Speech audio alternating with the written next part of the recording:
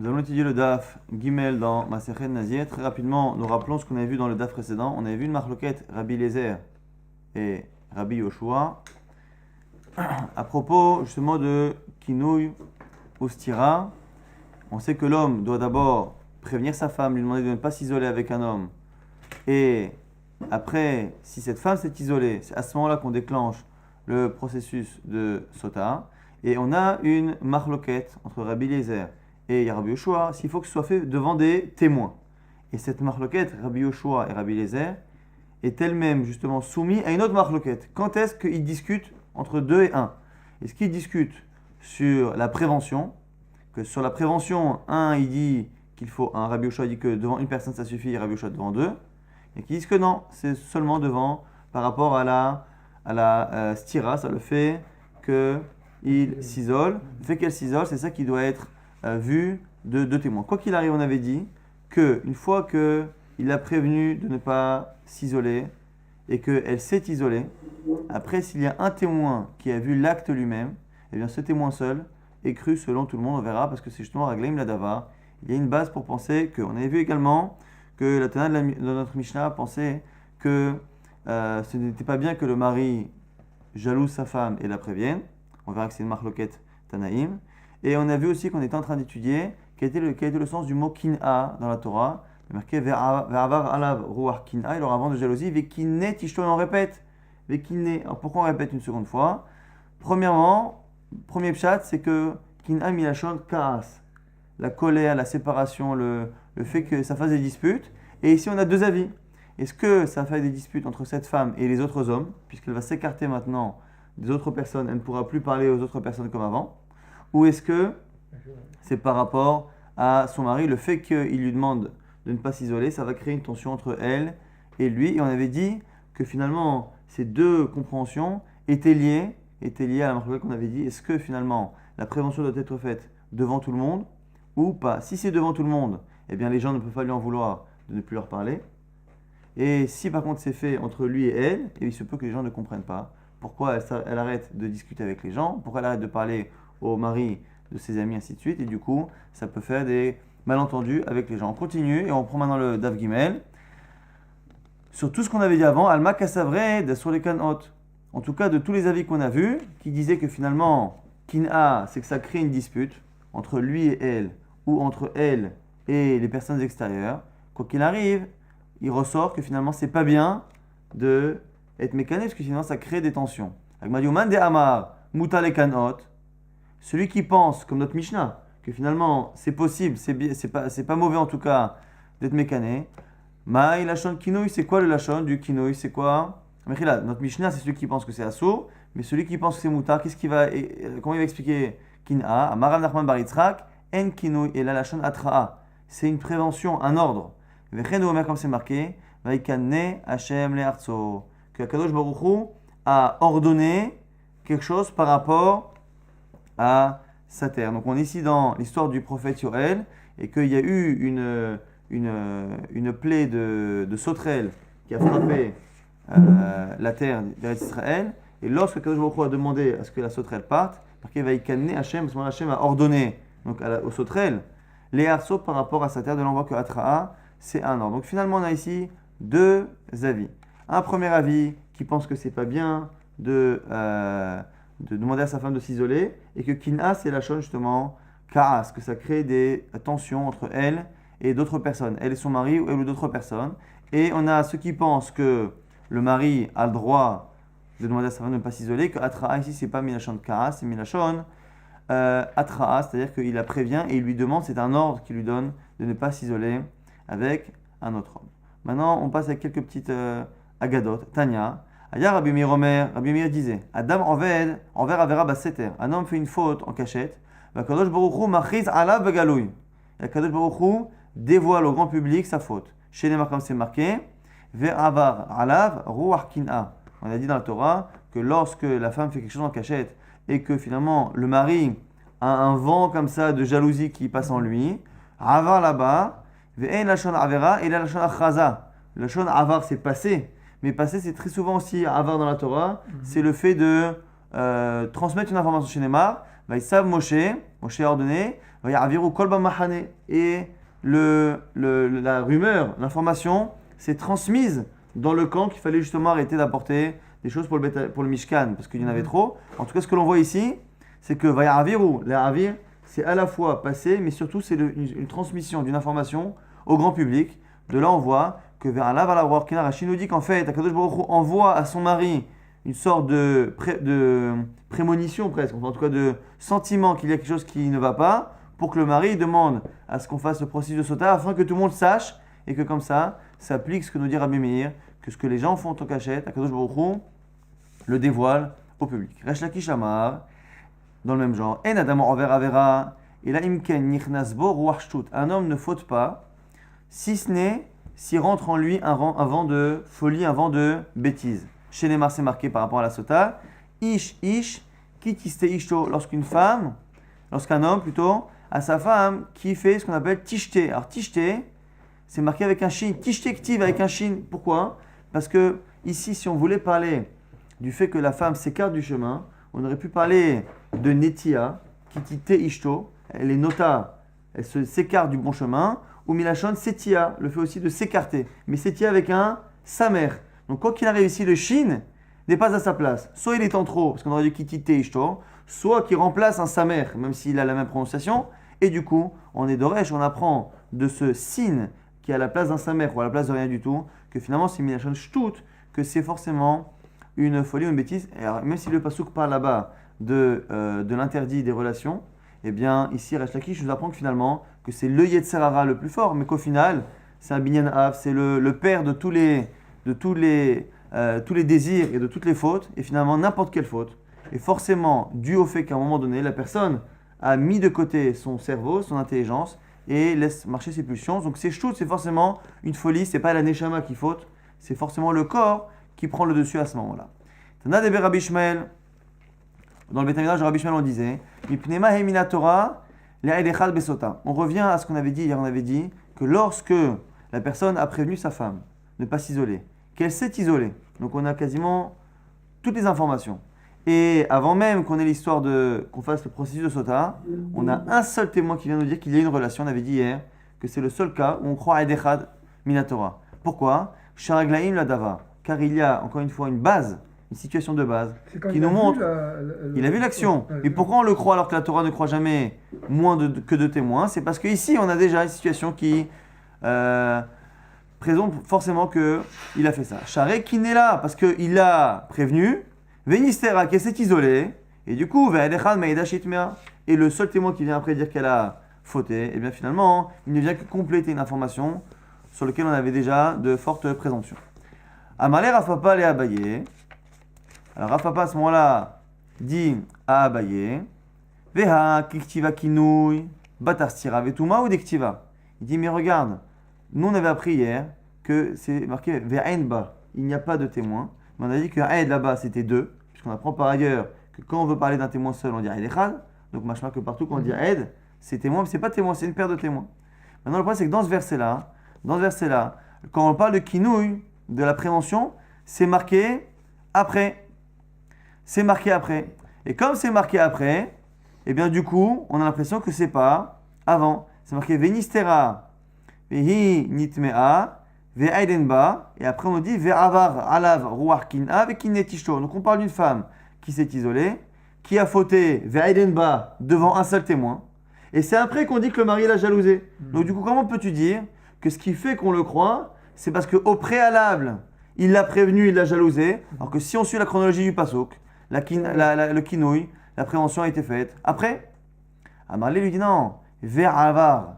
Regarde, c'est marqué après. Quand on parle là-bas de la jalousie, on parle au passé.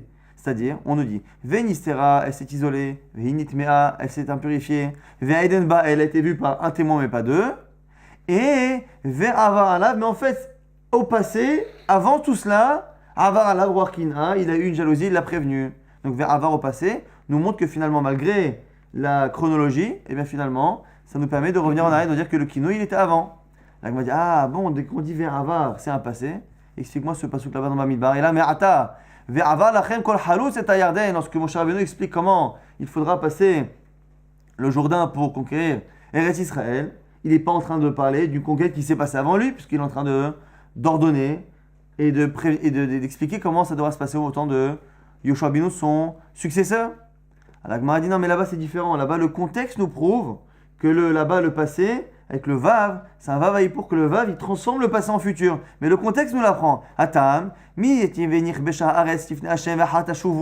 leur dit que vous allez conquérir la terre. Et après, Tashuvu, il s'adresse aux 2 tribus ennemies qui ne vont pas hériter en Eretz Israël, qui ont demandé à habiter en dehors de Eretz Israël, de l'autre côté du Jourdain. Il leur dit d'abord, vous allez passer, vous allez conquérir Eretz Israël avec vos frères, et après, Tashuvu. Donc là-bas, on a clairement un futur qui nous apprend que même si après, dans le texte ou avant, on a un passé, mais qui est suivi d'un Vav, on sait que le Vav inverse le passé en futur. Donc là-bas, le vers Vav, le contexte nous prouve que c'est un futur. Mais je continue de penser que chez nous, c'est un passé. Et donc du coup, même si c'est marqué après, on nous a parlé d'isolement, on nous a parlé que le témoin l'a vu, mais il n'empêche que le kino et la prévention a été faite avant, parce que c'est marqué vers Avar, qu'avant cela déjà, il avait déjà eu cette jalousie. Mashma dele Abba. Donc là-bas, on voit que c'est un futur.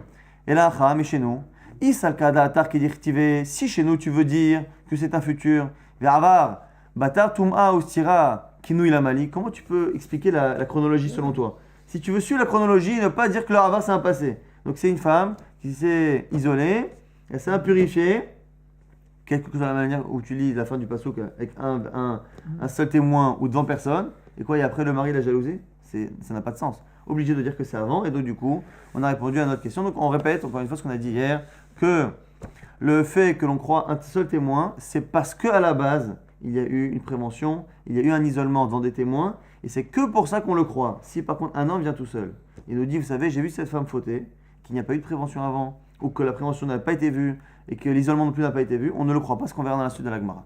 Tana de Rabbi Ishmael. Non mais là, dans ce cas-là, l'isolement, il faut qu'il ait été fait devant 2 personnes ou pas? Alors ça restera la marloquette Rabbi Eliezer Rabbi Yoshua, mais chacun selon sa chita.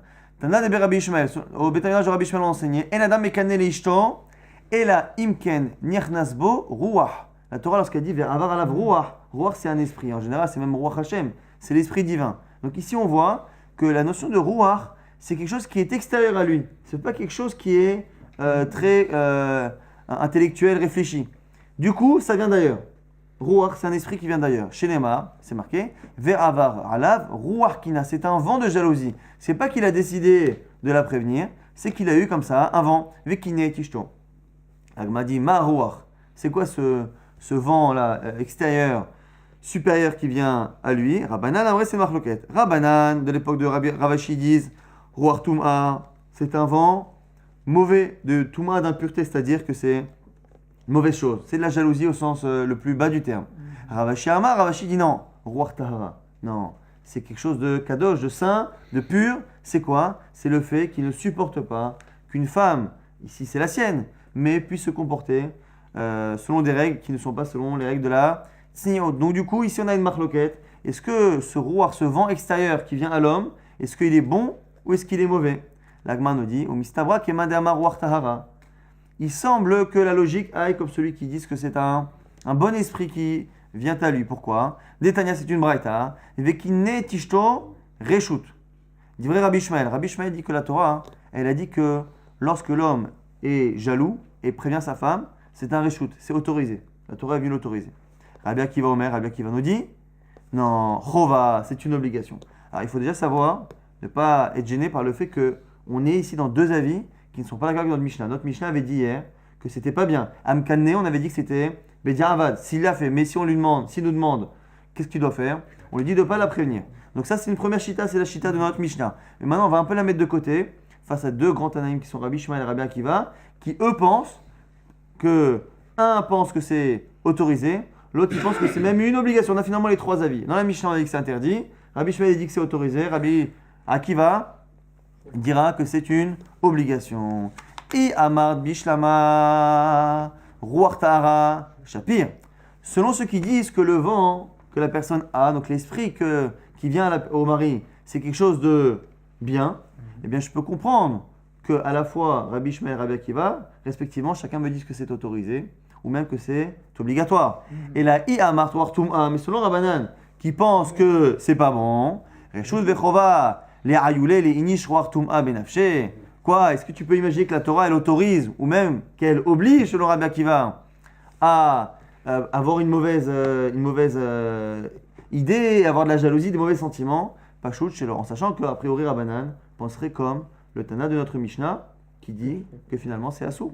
Mais en tout cas, là pour l'instant, on a l'air de mettre de côté cet avis devant Rabbi Shmuel et Rabbi Akiva. Maintenant, on revient et on va expliquer en détail cette marloquette Rabbi Akiva et Rabbi Shmuel, en sachant que cette marloquette-là, si la chose est autorisée ou obligatoire, est une marloquette que l'on retrouve entre Rabbi Shmuel et Rabbi Akiva à 3 reprises.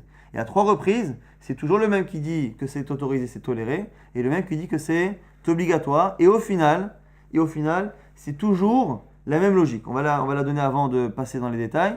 Finalement, c'est quoi la logique? C'est qu'on a à chaque fois quelque chose qui, à la base, devrait être interdit. On va parler de le fait de s'impurifier pour un Kohen, le fait de laisser en vie les peuples qui étaient en Canaan à l'époque, les 7 peuples, ou le fait ici d'avoir un sentiment de jalousie.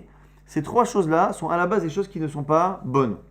Et puisque la Torah vient me dire que ça arrive, eh bien, il y en a un qui pense que, puisqu'à la base je pensais que c'était interdit, et que la Torah m'a dit que ça peut arriver, j'apprends que ce n'est pas interdit, mais que c'est toléré. Mais de là à apprendre que c'est obligatoire, c'est une autre étape. Et Rabbi Akiva va à chaque fois déduire du fait que la Torah se répète, que finalement on a passé 2 étapes. Le fait que la première fois la Torah me dise Vekine, Tishto, c'est pour t'apprendre que c'est autorisé. Une deuxième fois pour dire que finalement c'est une mitzvah de le faire. On va retrouver cette logique-là dans les 3 psukim, dans les 3 halachot. Et à chaque fois Rabbi Shmuel, pourquoi Rabbi Shmuel ne tiendra pas compte de la répétition? C'est parce que lui, il a une manière, quand on dit Tana de Rabbi Shmuel, il y avait le Bétamidage de Rabbi Shmuel, et Rabbi Shmuel, Rabbi Akiva, c'était des écoles de Midrashim, ils avaient des manières différentes d'expliquer les psukim, et parmi ces grandes différences, Rabbi Shmuel estime, ce qu'on verra, c'est que lorsqu'un pasuk a une information nouvelle à nous rapporter par rapport à une halakha, il se peut que le pasuk répète tous les détails que l'on connaît déjà pour une seule information. Et donc, la répétition de tous les autres détails n'est pas sujette à drasha et à explication. Donc du coup, c'est pour ça que Rabbi Akiva a plus de choses à apprendre que Rabbi Shmuel. Du coup, le fait qu'à chaque fois ce soit redondant, Rabbi Akiva dit que finalement c'est non seulement pas interdit, autorisé, mais c'est même une mitzvah. Et Rabbi Shmuel dira toujours que ça reste une simple autorisation. Et on va maintenant les étudier dans le détail. Goufa, c'est-à-dire aussi on fait un flashback et on revient en détail. Vekine tishto, c'est marqué qu'il jalouse sa femme. Reshut, c'est une autorisation, dirait Rabbi Shmuel. Rabbi Akiva Omer, Chova, c'est une obligation. Pourquoi? Alors déjà, on va enseigner tous les 3 cas. Par rapport au Kohen, c'est marqué La Itama, que un Kohen dont la sœur est morte, une sœur qui n'a pas été mariée, La Itama, à elle, il pourra s'impurifier. Reshut, pareil, c'est juste une autorisation pour Rabbi Shmuel. Il dit Rabbi Shmuel, Rabbi Akiva Omer, Rabbi Akiva, il pense que c'est Chova, que c'est une obligation. On fait une petite aparté pour dire qu'ici, le fait que ce soit une obligation sur le Rabbi Akiva, c'est une marque dans les Rishonim. Est-ce que c'est une obligation que pour un Kohen de s'impurifier à ses proches? Ou est-ce que finalement tout Israël, tout juif, a l'obligation de s'impurifier à ses proches et le Kohen aussi avec? Selon le Rambam, c'est que le Kohen qui a interdit de s'impurifier à tout le monde, qui a la mitzvah, l'obligation de le faire avec ses proches. Mais en Israël, finalement, qui a l'autorisation de le faire avec tout le monde, il a l'autorisation simplement avec ses proches, mais pas d'obligation. Troisième halakha, on a la marloquette. Le'olam bahem ta'avodu, par rapport aux esclaves Kenaani, de Kenaan, eh bien, on a une marloquette. C'est marqué là-bas qu'à jamais ils vous serviront. Est-ce que on a l'obligation et donc l'interdit de les libérer, ou est-ce que c'est juste une permission que l'on a de les garder? Reshut, dit Rabbi Ishmael. Rabbi Ishmael dit le fait déjà qu'on les laisse en vie et qu'on les garde, c'est un reshut, c'est une autorisation. Et Rabbi Akiva Omer, Rabbi Akiva dit Chova, c'est même une obligation. Très bien. Amalé Rav Papa le Abaye, Rav Papa dit Abaye, Ve'amrela. Ram et Charchia, les rabbins qui disent que cette question a été posée par Ram et Charchia à Rava. Leima Rabbi Ishmael, Rabbi Akiva, Bechol HaTorah, Kula, Chipligé. Quoi? Tu veux me dire que finalement, Rabbi Akiva et Rabbi Ishmael sont en discussion sur toute la Torah, puisque finalement ici on n'est pas encore au courant qu'il y a des versets ou des mots du verset qui sont en trop. Donc pour l'instant on a l'impression que quoi? Qu'on a donné 3 exemples, et que 3 c'est comme une chazaka pour montrer que c'est partout pareil, et que c'est comme si on disait finalement qu'à chaque fois que la Torah parle à l'impératif, eh bien, Rabbi Shmuel dirait que non, c'est pas une obligation, c'est juste une permission. Et Rabbi Akiva dirait que c'est une obligation. Alors, le Gemara dit, mais attends, tu peux imaginer, toi, que selon Rabbi Shmuel, la Torah serait facultative, et que finalement, les 613 mitzvot ne sont pas des mitzvot, mais 613 autorisations. Celui qui veut, il fait.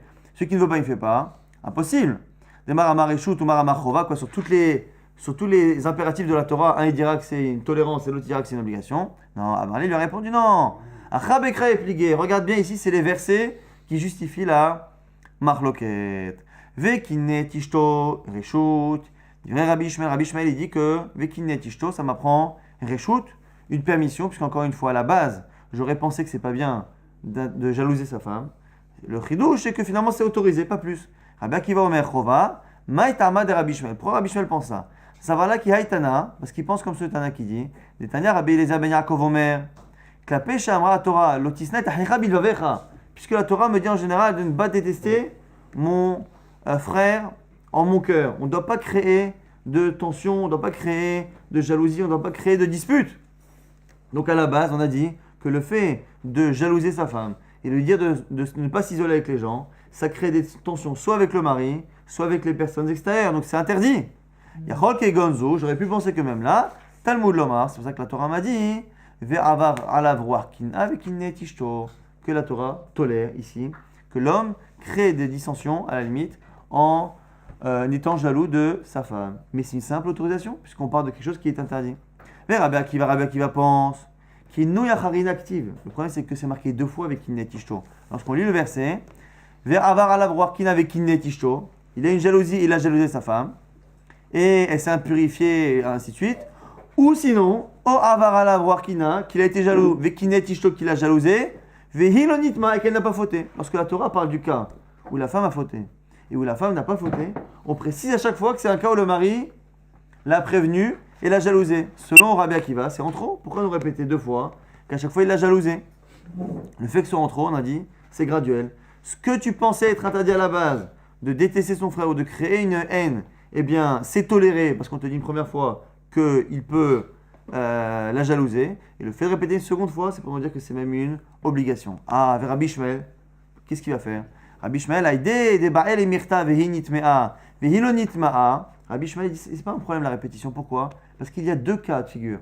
Premier cas de figure, elle a fauté. Second cas de figure, elle n'a pas fauté. Et bien, puisqu'on parle de deux cas de figure différents, il est tout à fait normal que la Torah répète tous les détails et ne commence pas à chercher des raisons et des choses à déduire de la répétition des détails, puisque finalement, moi je pense, Rabbi Akiva, qu'on verra tout de suite, que pour apprendre une seule information, il se peut que la Torah prenne la peine de redonner tous les détails. Tivnami vekine et tishto, lire des Tana de Rabbi Ishmael, parce que c'est une halakha, hein, c'est un principe de déduction de Rabbi Ishmael. Des Tana de Rabbi Ishmael, quoi. Kol paracha chez les Mrav et Nishnet, toute paracha qui est écrite une fois et qui est réécrite une seconde fois. Lo nishnit el habishut davar shnit hadeshba. Elle n'a été réécrite entièrement que pour un chidouche, une chose nouvelle qu'il y a dedans. Donc ne commence pas à déduire des choses. Donc c'est ce qu'on retrouvera à chaque fois dans les trois marlokot, Rabbi Ishmael, Rabbi Akiva. À chaque fois, Rabbi Ishmael se passera de déduction à partir du moment où ce détail a sa place ici dans la répétition. Autre halakha, on avait dit lahitama, que sa sœur, qui justement n'a pas été mariée, un Kohen qui n'a pas le droit de s'impurifier en général, là, Hitama, il a le droit de s'impurifier pour l'enterrement de sa sœur. Là aussi, marloquette, Reshut, dit vrai Rabbi Ishmael. Rabbi Ishmael dit que c'est une autorisation. Ce qui était interdit à la base, ici, est toléré. Rabbi Akiva Omer, Rabbi Akiva dit non, c'est une obligation. Maïtama de Rabbi Ishmael, quelle est la raison de Rabbi Ishmael? Aïdé dirtiv, Emor el Kohanim ben Aaron, ve'amarta alehem le nefesh lo itamma be'amav, puisque c'est marqué dans la Torah que tu diras aux Kohanim, toi Moshe Rabbeinu, aux fils de Aaron, ve'amarta alehem, tu leur diras, les nefesh lo itamma be'amav, ils n'ont pas le droit de s'impurifier au contact d'un mort. Du coup, c'est interdit. Comme c'est interdit, quand on me dit que ça peut arriver, j'imagine que c'est juste une tolérance. Itzricha le mirtav, la itama. Donc on m'a dit, pour la sœur, c'est toléré. Toléré, pas plus, mais pas une obligation. Mais Rabbi Akiva, que pense Rabbi Akiva, qui pense c'est une obligation, il dit non, le fait que l'on puisse s'impurifier pour un Kohen, aux proches, c'est déjà marqué. Parce qu'on a dit qu'il ne peut pas s'impurifier aux gens, qui imlish ero karovelav, sauf pour quelqu'un de proche, velachoto ou sa sœur. Donc on voit déjà que les proches sont autorisés. Donc puisque les proches sont déjà autorisés, je n'ai pas besoin de répéter encore à la fin du pasouk, là, à elle, il pourra s'impurifier, tu me l'as déjà dit avant. Nafka, laïtama, lamali, chova. Donc si on lit le pasouk en entier, on voit qu'il y a une répétition. La répétition fait qu'avant et après que l'on parle des proches, on nous dit qu'il doit s'impurifier. On dit au départ que les nefesh oitama be'amav, il ne pourra pas se purifier aux gens qui imlish ero akarovelav, sauf les proches. Et après, on nous dit la liste des proches. Et à la fin de la liste des proches, on dit quoi? Là, Itama, elle, il pourra s'impurifier. Répétition, donc selon Rabbi Akiva, une première fois pour me dire que ce qui était interdit est toléré, une seconde fois pour me dire que c'est obligatoire. Ah, Rabbi Shmael, la répétition, qu'est-ce qu'il dit? Rabbi Shmael, là, mitame, ve'en mitame le'evarea. Il dit non, ici le mot là, à elle, il est en trop. Pourquoi on nous le dit? C'est pour nous dire qu'il ne s'impurifie le Kohen que lorsque l'enterrement est fait avec un corps qui est entier, mais si on retrouve qu'une partie du corps, eh bien il n'aura pas le droit de s'impurifier. C'est là, à elle, dans son ensemble, qui pourra s'impurifier, mais pas si finalement on n'a qu'une partie du corps. Vers Rabbi Akiva, comment il apprend cette halakha? Il dit, c'est vrai, imken yirtov hamana la veishtok. On aurait dû dire à elle sans dire itama. Itama la malish marmina. Selon Rabbi Akiva, il y a une répétition, la itama. Pourquoi on dit encore itama? On a compris. Et Rabbi Shmuel, encore une fois, aura sa manière de penser que puisqu'on a besoin d'apporter une halakha, puisqu'on apporte une halakha, il faut apporter tout le contexte et ne cherche pas à déduire des choses du contexte qui sont déjà rapportées par ailleurs. Vers Rabbi Ishmael, on a tourné la page, Rabbi Ishmael, avec des katavla, puisqu'on a marqué là, katavna mi itama, il faut bien dire le verbe. Pourquoi? Lire des tané de Rabbi Ishmael, encore une fois, cette même shita de Rabbi Ishmael, les tana de Rabbi Ishmael, kol paracha shenemra venishne, toute paracha qui est écrite une fois et une seconde fois, lo nishnit et l'habitude d'avar shen hadesh ba, elle n'a été répétée que pour le détail nouveau qui y est écrit, et du coup, il n'y a pas à chercher forcément plus que cela. Donc, c'est pour ça qu'à chaque fois, Rabbi Akiva a une chose en plus à apprendre, donc le fait qu'on passe non seulement d'un interdit à une tolérance, mais même à une obligation. Dernière halakha sur laquelle on a la même marloquette, c'est par rapport au fait de garder avec Kenaanim, des serviteurs de Kenaan. Alors, on a Bahem ta'avodu, à jamais vous les asservirez. Divrei Rabbi Nokreshut, c'est une autorisation. Divrei Rabbi Ishmael, selon Rabbi Ishmael. Rabbi Akiva Omer, Chova, Rabbi Akiva dit que c'est une obligation. Maït alma de Rabbi Ishmael, quelle raison de Rabbi Ishmael? Aïdé dirtiv, lot et haï kol neshama. Pourquoi? Parce que puisqu'à la base on me dit que par rapport aux 7 peuples de Kenaan, c'est marqué lot et haï kol neshama, on n'a pas le droit de les laisser en vie. À la conquête d'Eretz Israël à l'époque, les 7 peuples de l'époque ne devaient pas être laissés en vie. Istarich nami li mirtav. Les olam bahem ta'avodu. Et donc du coup, on a dit non, tu sais quoi? Dans certains cas, tu peux les garder en esclavage. Et donc du coup, les mishrei, echad mikol haomot, sheba la kenaanit, c'est venu m'expliquer un cas particulier. C'est le cas où le père ne vient pas des 7 peuples de Kenaan, mais que la mère vient, oui, d'un des peuples de Kenaan. Volin mimina ben, shatara shailiknoto, que là tu peux finalement l'acheter et l'avoir comme esclave. Donc finalement, on nous dit ici, Rabbi Ishmael avec la même logique, puisqu'à la base, je pensais que tout ce qui provient des 7 peuples est interdit, le fait qu'il y en ait un que l'on m'autorise, je n'apprends que le fait qu'il soit autorisé et non pas obligatoire. Et là, ici, la Gemara fait une petite aparté pour expliquer que cette histoire de Eved Kenaani, c'est d'Afka lorsque le père est étranger et que la mère est de Kenaan, mais pas l'inverse. Pourquoi? Détaillé, c'est une braïta. Comment sait-on que si on a un père, un homme qui vient de n'importe quel peuple, pas des 7 peuples de Kenaan, mais d'ailleurs, qui a une relation avec une Kenaanite, avec une femme qui, elle, vient des 7 peuples, d'où sait-on que l'on peut, que l'on peut l'avoir comme serviteur, qu'on n'a pas la mitzvah de le tuer à la conquête d'Israël à l'époque? Talmud Lomar, la Torah a dit, Vega mi bene atoshavim, hagarim im machem, mehem tiknu. Même, Vega mi bene atoshavim, même parmi ceux qui habitent là-bas, eh bien, mehem tiknu, tu pourras acheter des serviteurs. De là, on voit que ceux qui sont toshavim là-bas, qui sont nés. Alors pourquoi ceux qui sont nés là-bas, c'est forcément que la mère elle est d'ici, le père d'ailleurs. C'est parce que, on verra dans la suite, Yachol, on aurait pu penser que Afa Kenaani, Sheba Alachad Minaumot, on a pu penser même le cas inverse, c'est-à-dire que le père fait partie des 7 peuples interdits.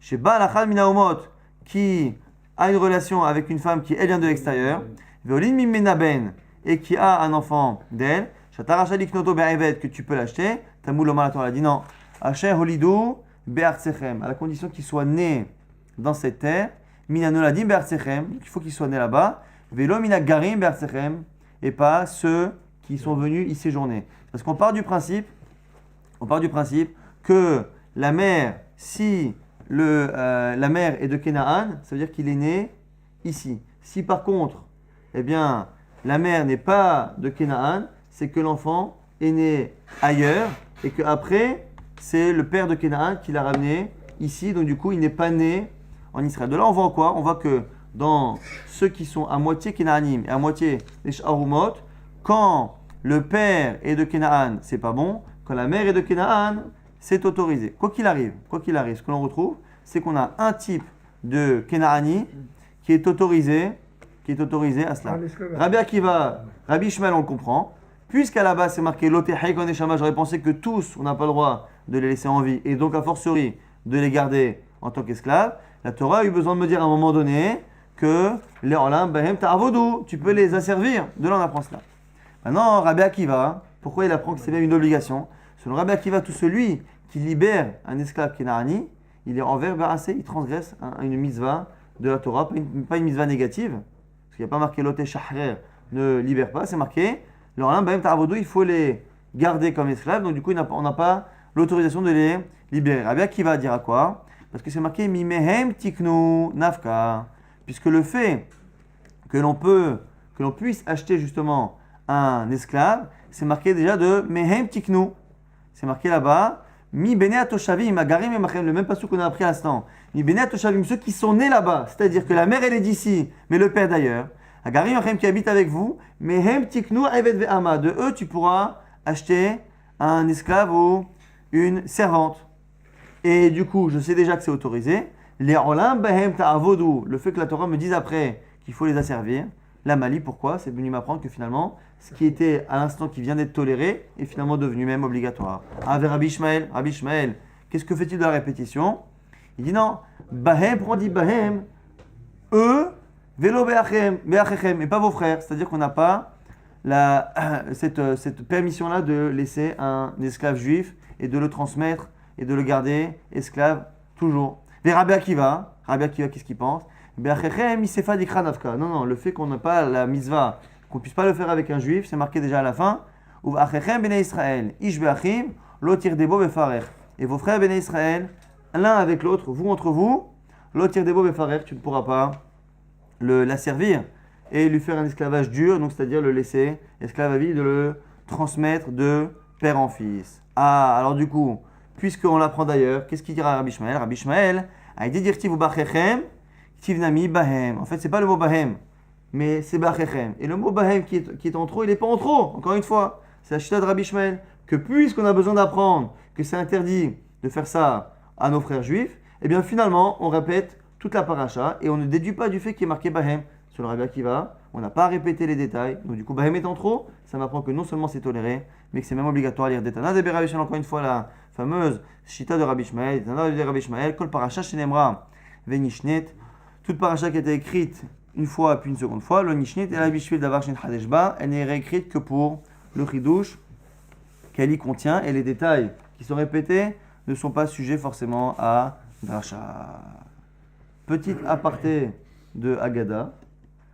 Amar Rafrizda nous dit Znuta beveta, le mauvais comportement, la débauche dans une maison, qui karia les shumshema. C'est comme un verre dans shumshemi, dans le sésame. Intéressant qu'ici on ne parle pas dans un fruit, parce qu'en fait dans un fruit, on a tendance à voir que le fruit est véreux. Donc à un moment donné, on peut même sauver une partie du fruit lorsqu'on voit la chose. Mais dans la graine comme ça, eh bien on ne voit pas, il mange de l'intérieur.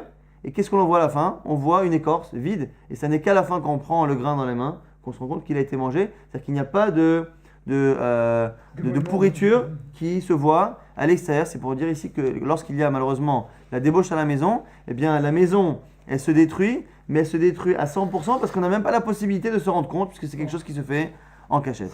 Maraprisa dit autre chose. Tukpa bebeta, kikaya shumshema. Il y a aussi autre chose qui a ces mêmes facultés, c'est la colère. La colère, la dispute dans une maison, la dispute, ça détruit une maison l'orléno exactement comme une graine qui est rongée de l'intérieur sans qu'on se rende compte jusqu'à la fin, malheureusement, de la chose. Et il nous dit ici la Gemara, idi ve'idi be'iteta. Attention, ce qu'on a dit, les deux, c'est à propos de la femme. C'est lorsque la débauche vient de la femme et lorsque la colère et les disputes viennent de la femme. Aval begavra, les tanba, mais pour le mari, c'est pas pareil. Il nous dit Rashi pourquoi? Parce que c'est en général la femme qui est plus présente à la maison et c'est elle finalement qui donne le ton et qui justement est provocatrice du bien ou du mal qu'il y a dans l'ambiance de la maison. Pardonne la colère. Donc, non, mais en tout cas, ça n'a pas la même conséquence. Tout est interdit quoi qu'il arrive. La débauche, c'est grave, et la colère sont interdits. La débauche, c'est une des halachot les plus graves. C'est les seules choses qu'on ne peut pas transgresser pour sauver la vie de quelqu'un. Et la colère est comparée à la avodah zara, qui elle aussi ne peut pas être utilisée pour sauver la vie de quelqu'un. Donc c'est très grave. Mais la question, c'est est-ce que ça ronge la maison de l'intérieur ou pas? Quand c'est la femme, oui. Quand c'est le mari, non. Maintenant, on va faire des petites, encore une fois, d'agadot par rapport aux fautes. Vama Rav Chizda, Batechila Kodem Shechatou Israël, avant que l'âme Israël faute, Aïta Shechina Shora Im Kol Echad Ve'echad. La Shechina, la présence divine, résidait avec chacun et chacun des Bnei Israël. Chez les marques, c'est marqué, Ki Hashem Elokecha, car Hashem, ton Dieu, Mithalech, marche, Mekerem Ahanecha, au sein même de ton camp.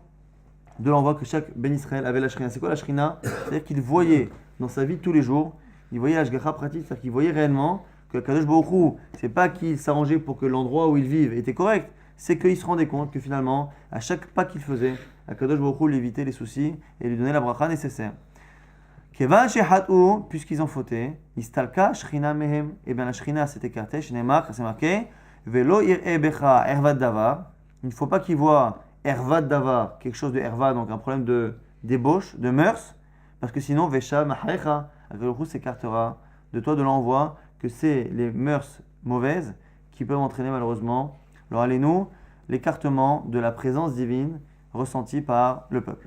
Amar Rabbi Shmuel Bar Nachmani, Amar Rabbi Yonatan, on a enseigné au nom de Rabbi Yonatan, qu'on a enseigné mitzvah ahat ba'olam, tout celui qui fait une seule mitzvah dans ce monde-ci, mais kadmato, v'olechet lefanav ba'olam haba, cette mitzvah l'accompagne, le devant c'est l'accompagne dans le monde futur. Shneimar, ve'alach lefanecha tzidkecha, ta tzidku, ton comportement juste et bon, eh bien, marchera devant toi. C'est par rapport au monde futur, ce qui est marqué dans les Yesharia. Et de la même manière, tout celui qui fait une faute dans ce monde-ci, la faute, elle l'enlace, elle se met autour de lui, et elle va avec lui au moment du jugement. Chez Neymar, comme c'est marqué, il lave tout en hot darkam, ya'alu batohu veyovedu. Là-bas, alors, le pshat là-bas, c'est Yov qui explique que finalement, personne ne peut lui rendre visite, il est malheureux, personne ne peut lui rendre visite. Mais là-bas, on sort du sens premier pour dire que là-bas, on parle de la faute. Il lave tout en Hod Arkam, le chemin est difficile. Il y a Alou Batohu, ils vont l'emmener, donc les fautes vont venir avec lui. Il lave tout, mais la chose, mais la faute, parce qu'elle va s'attacher à lui.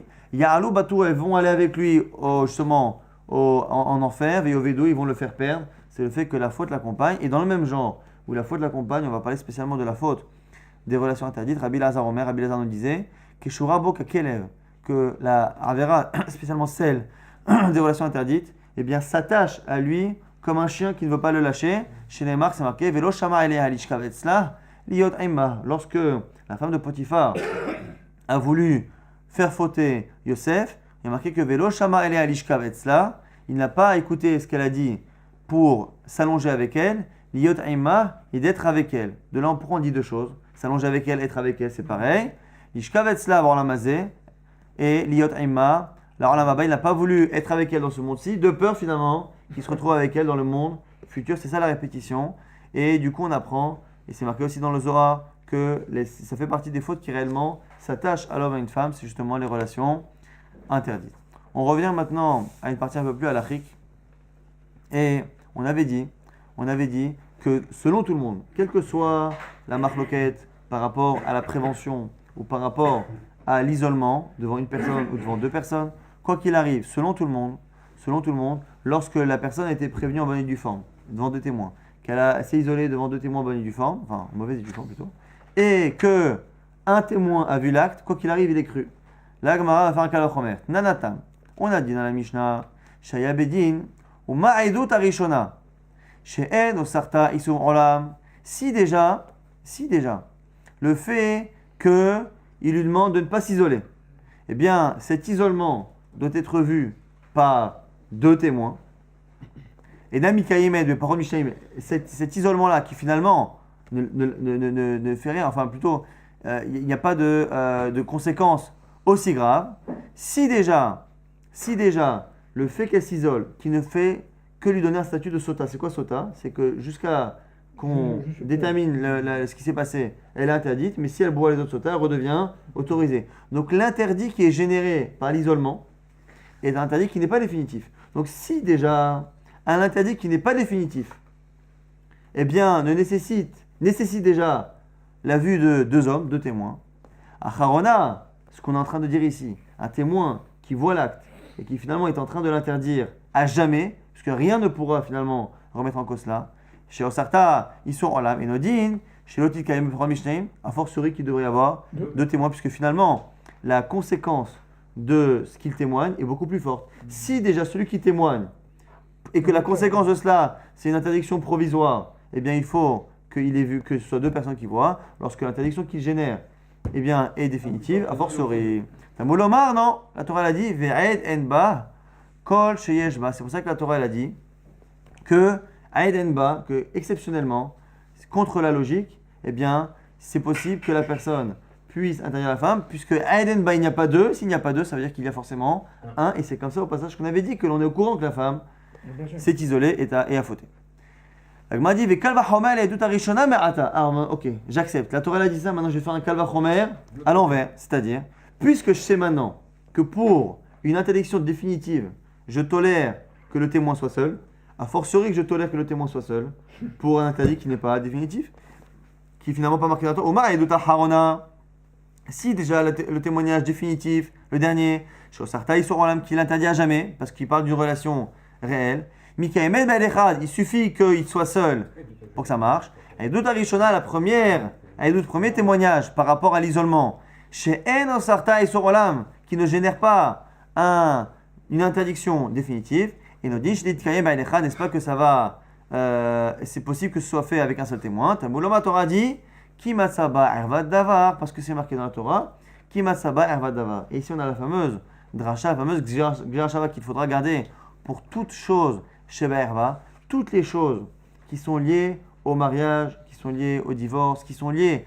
à un interdit de la femme, devra se faire devant deux témoins, dont on le sait. Par rapport au guet, par rapport à un homme qui veut divorcer sa femme, il y a un problème qui matsaba ervat dava. Il a trouvé un problème de erva, un problème de comportement. C'est le cas le plus fréquent où les gens divorcent. Mais là-bas, on dit erva, on dit davar. Pourquoi davar? Qui matsaba erva, il a trouvé quelque chose de pas correct. Pourquoi davar? Davar étant trop. Du coup, ça vient nous rapporter une xerashava avec autre chose. C'est marqué par rapport à l'argent, que lorsque quelqu'un doit témoigner par rapport à une dette ou quelque chose, il faut deux. C'est marqué quoi? Omer, al-pish ne'edim, al-pish le-sha'edim, yakum davar. C'est sur deux ou trois témoins que yakum davar, que la chose, davar encore une fois, tiendra. De là on voit que ce qui est vrai là-bas dans les dinim amonotes par rapport à l'argent, que deux, eh bien se transposera dans tout ce qui est ce qu'on appelle davar, chez Berva, tout ce qui est lié à la femme. Il faut toujours une présence de deux témoins pour que la chose soit. Ce qui est particulier dans davar chez Berva, c'est qu'on n'est pas en train de parler réellement de témoins qui nous servent à connaître la situation. Même si on est certain de la situation, les témoins sont nécessaires pour que la chose arrive. Même si une personne, on est certain qu'il a épousé une femme ou qu'il a divorcé, s'il n'y a pas de témoins, ce sont les témoins qui font partie intégrante de la chose. C'est-à-dire que c'est comme si l'action interdite ou l'action du mariage ou du divorce se fait avec les deux protagonistes de la chose, plus les deux témoins qui ne sont pas là que pour finalement témoigner plus tard, mais même pour faire en sorte que la chose existe. De là on voit qu'il faut deux témoins et du coup, c'est comme ça qu'on apprendrait que exceptionnellement, lorsque le type témoigne par rapport à l'action elle-même, il est cru sur un seul témoignage, parce que c'est marqué vers Edenba. Il n'y a pas deux, mais il y a un. Mais partout ailleurs, et donc aussi dans le cas où on parle d'isolement, l'isolement aussi doit être fait devant deux témoins. Et donc tu ne peux pas faire le kalvachoma. Exactement, le kalvachoma est contré. Madavar amol alan alpi shnaim edim, afkan alpi shnaim. De la même manière que là-bas dans l'argent c'est avec deux, pareil dans tout ce qui est d'avoir chez Berva, tout ce qui est lié aux interdits hommes-femmes, ce sera avec deux. La Gemara maintenant s'étonne. Elle dit attends. Tu me dis que le fait que l'isolement doit être vu par deux, tu l'apprends de Kimat Saba Ervat Davar, mais si on se rappelle du Dav d'hier, même si on a beaucoup d'informations, on a dit que non.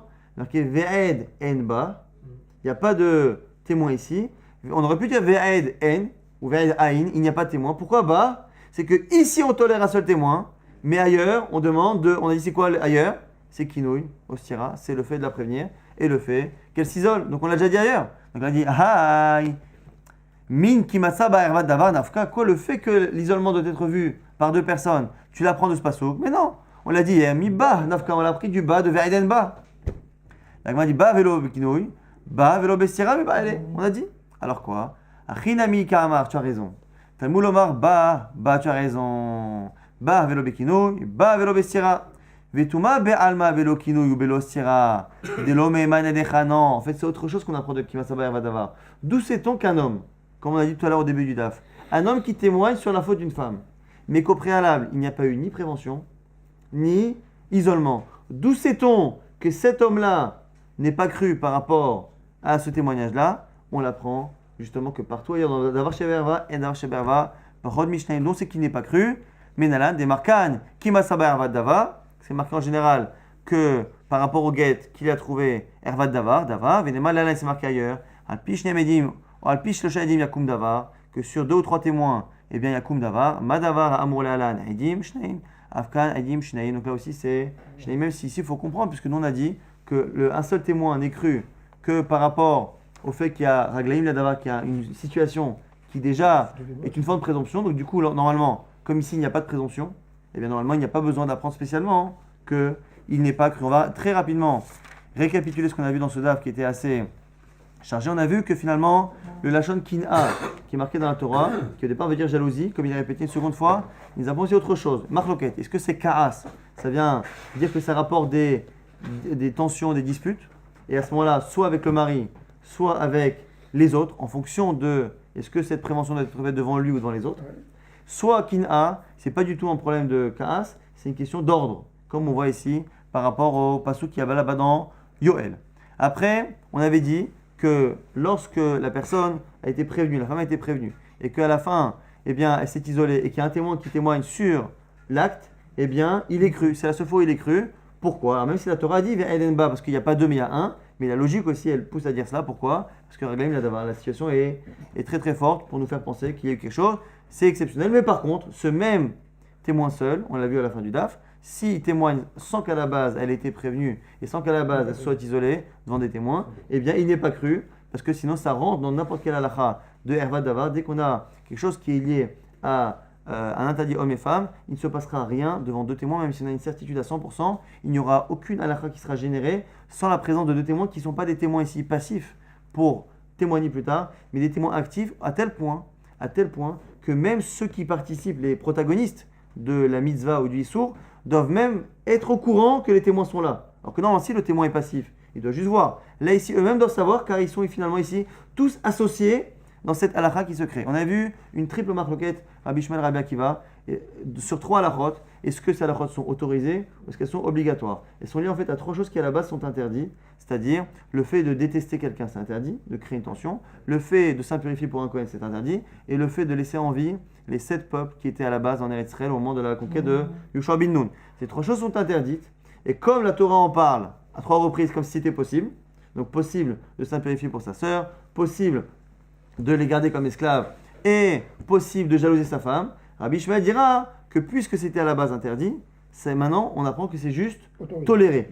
Ah, et le fait que ce soit marqué 2 fois selon Rabbi Shmuel, c'est pas un problème, puisque comme à chaque fois on a besoin d'apprendre une nouvelle halakha, le fait qu'on répète les détails, eh bien, n'est pas sujet à conséquence. Selon Rabbi Akiva, on n'aurait pas dû répéter tous les détails, et donc du coup le fait qu'on répète 2 fois, à chaque fois c'est venu nous apprendre que la chose qui est interdite à la base, c'est-à-dire le fait de créer une tension, le fait de s'impurifier pour un Kohen, et le fait de laisser en vie ces peuples-là, c'est non seulement pas interdit et toléré, c'est même une obligation. Donc ça c'est la triple marloquette entre Rabbi Shmuel et Rabbi Akiva. On a vu certains midrashim intéressants, Rav Frisda qui disait que la colère et la débauche venant d'une femme en dehors de la gravité de l'action, eh bien, a tendance à détruire une maison de l'intérieur jusqu'à ce que finalement la maison soit détruite complètement. On a vu aussi que la débauche est ce qui pouvait enlever la shrina, la présence divine au sein de Ham Israël, mais la présence que chacun pouvait ressentir. Et on a vu que de la même manière qu'une mitzvah nous accompagne dans le monde futur, une faute, et spécialement celle des harayot, des relations interdites, accompagne malheureusement aussi une personne jusqu'à son jugement dans le monde futur. Et on avait expliqué également, ce qu'on a dit tout à l'heure, que lorsqu'il y a un seul témoin qui témoigne sur une action interdite, mais qu'il n'y a pas de situation à la base, eh bien, il n'est pas cru. C'est que lorsqu'il y a réglaim, ce qu'on appelle réglaim d'avance, c'est la situation porte déjà à croire qu'il y a une faute.